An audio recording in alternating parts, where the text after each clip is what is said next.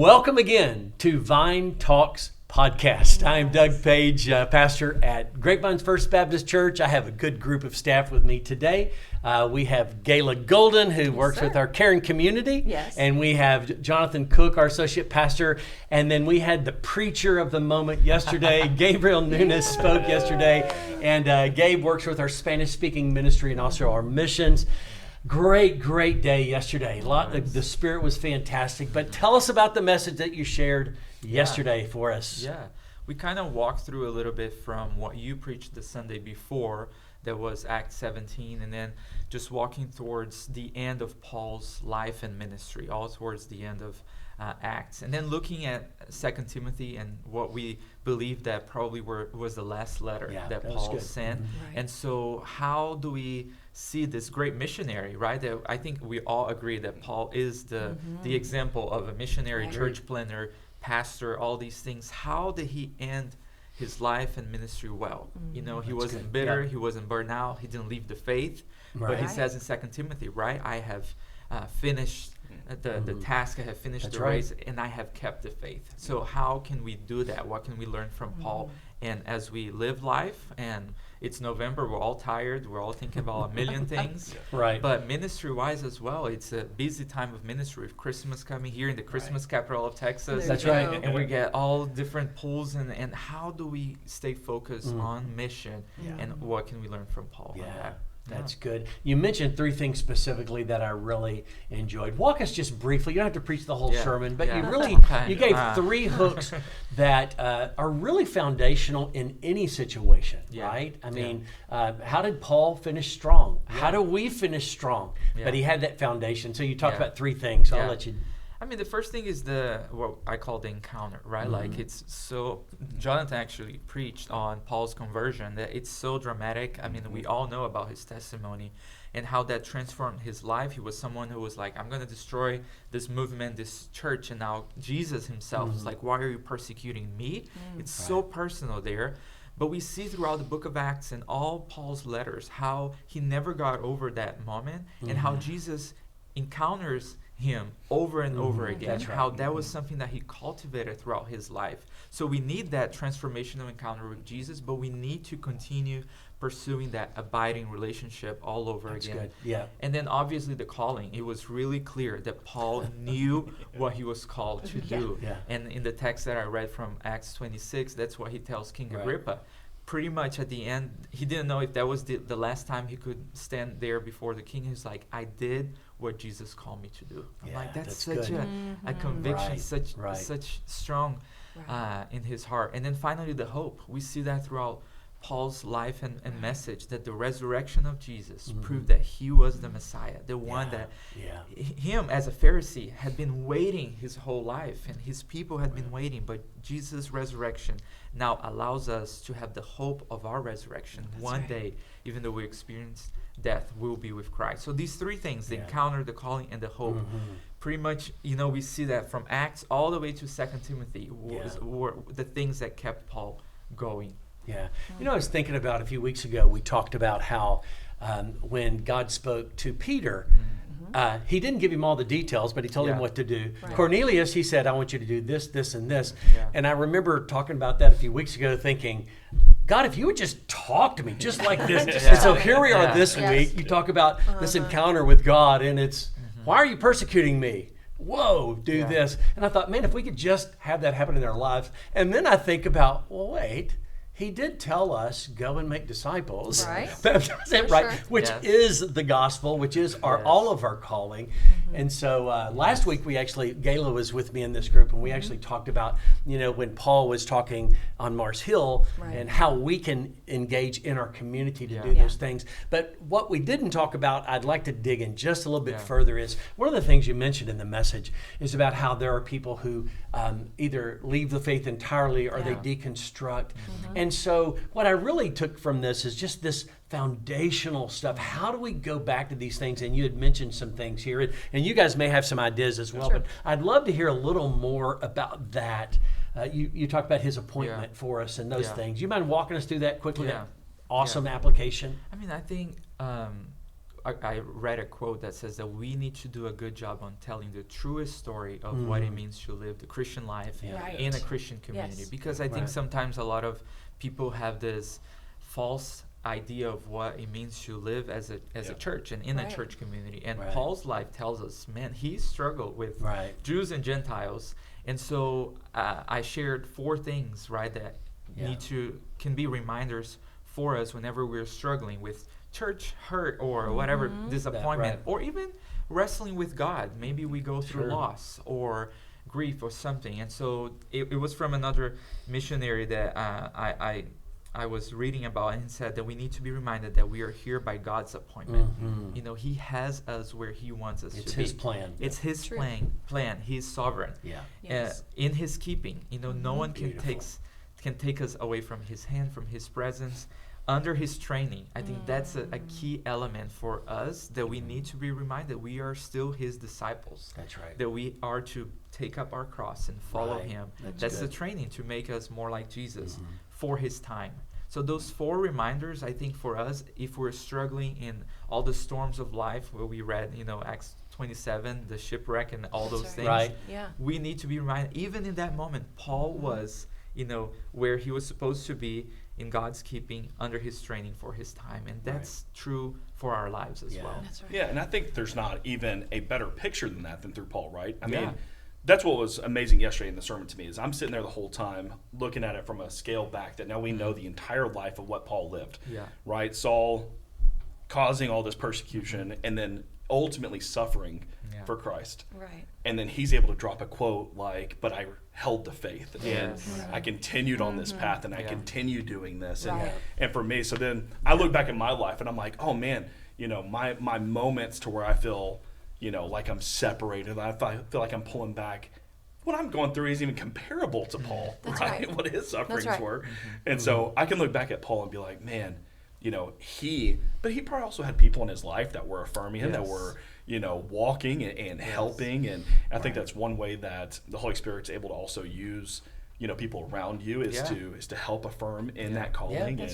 And so even Luke, because I think we read in 2 Timothy, he says, everyone left me but Luke. Luke is here with me. And he wrote Acts. And so it's so key to God, I think, always gives us somebody in our lives that can help us remain faithful. And we definitely need that in our lives, for sure. Yes. Something I thought of too when you were talking about those 4 points, and as you read them again, I have it written down. I just have a mess of notes here from the sermon Sunday, but I have it color coded, which is fun. But let's hear it again. So I wrote down this: we have a divine appointment in his keeping, under his training, for his timing. What in those quotes puts me in the center? Not one thing. That's right.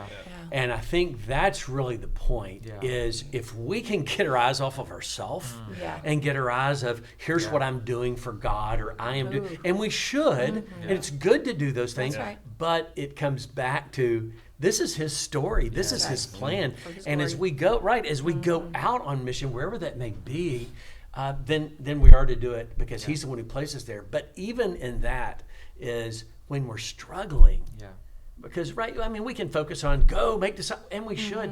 But there are those moments, just like you said, that it's just tough.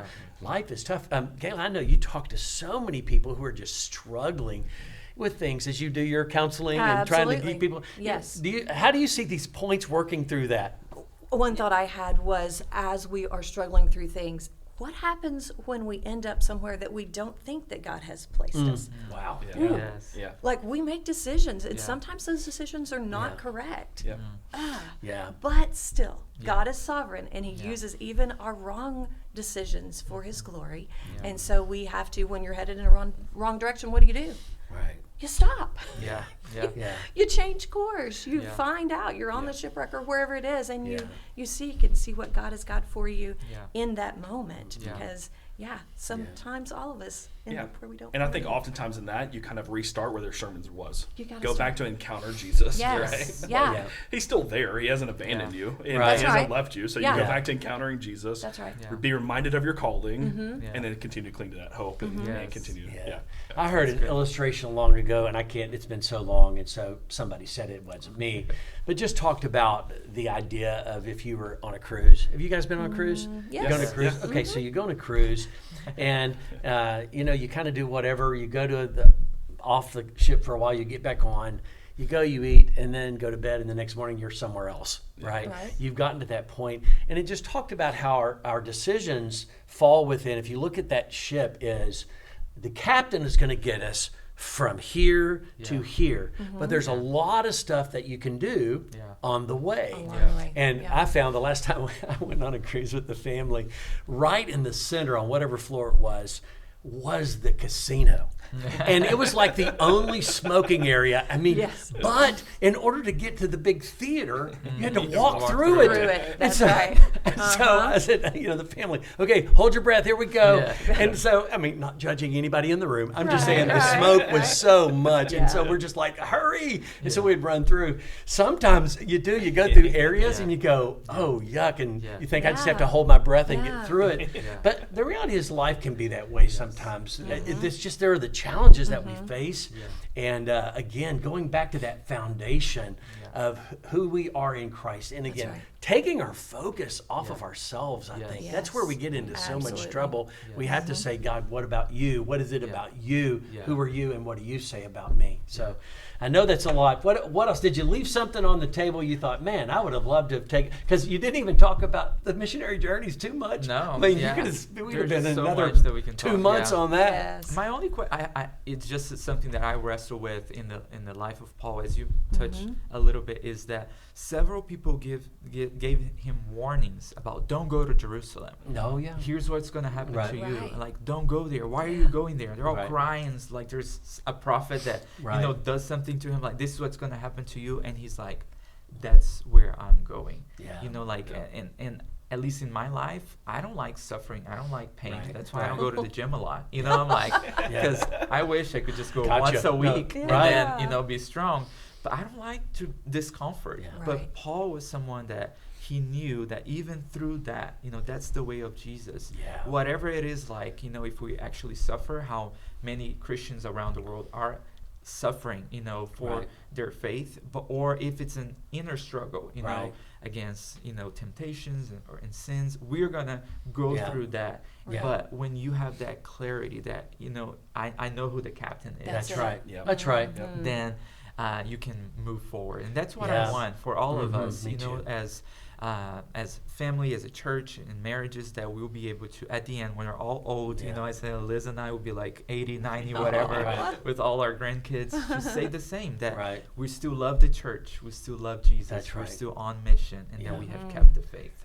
And I think, again, so what happened with Paul, and even all of the others, the saints of the faith, even those after the biblical days, it's those who, they were so firm in their calling that it would override their circumstances.